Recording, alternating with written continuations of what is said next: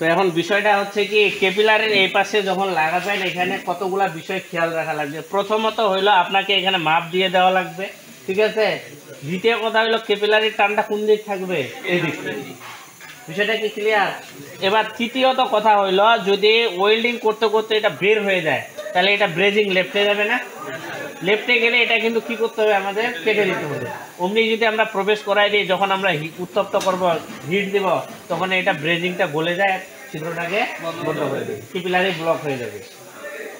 এটা গেল এক। দ্বিতীয় কথা হলো আমি কাটলাম, ঠিক আছে, কিন্তু ওই যে বের হয়ে গেছে, বের হওয়ার সময় এখানকার ছিদ্রটা ব্লক হয়ে গেছে, সেক্ষেত্রে ঢুকতেছে না। সেক্ষেত্রে আমি যদি ওয়েল্ডিং মানে উত্তপ্ত করে প্রবেশ করাই তাহলে তো মাথায় এখানে ব্রেজিং লেগে যাবে না, তারপরেও কিন্তু কী হয়ে যাবে, ব্লক হয়ে যাবে।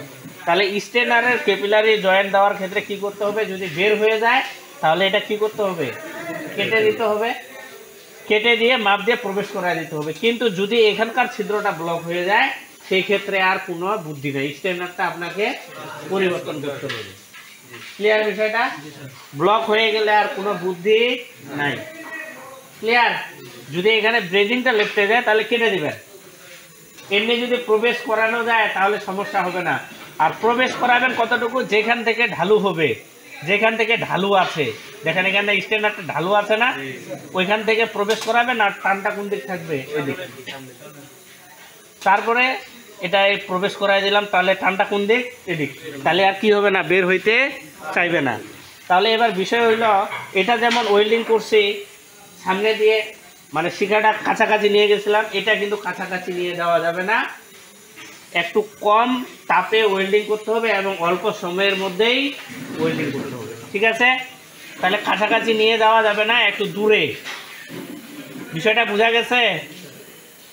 এটা উত্তপ্ত হইলে আগে কি কার উপর দিব, স্টেনারের উপর দিব। কার উপর দিব, স্টেনারের উপর।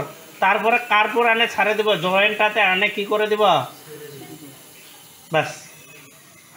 বেশি ব্রেজিং দেওয়া লাগবে না, যাবে কিন্তু বেশি ব্রেজিং দিলে ভিতরে যদি চলে যায় তাহলে তো ব্লক হয়ে যাবে।